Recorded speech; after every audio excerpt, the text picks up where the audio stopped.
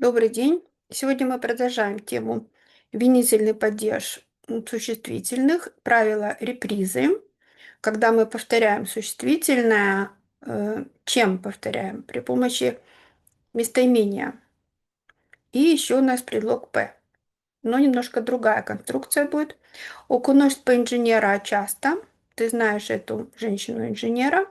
Да, п часто окуноск. Да, эту знаю. Часто окуноск. Вот такая конструкция. L-ai ajutat pe elevul acesta. Ты помог этому ученику. Да, pe acesta l-am ajutat. Этому я помог. O să felicitați pe băieții aceștia. Вы поздравите этих мальчиков. Да, pe aceștia o să felicităm. Да, этих мы поздравим. Их, да, вот их. Le inviți pe studentele acestea.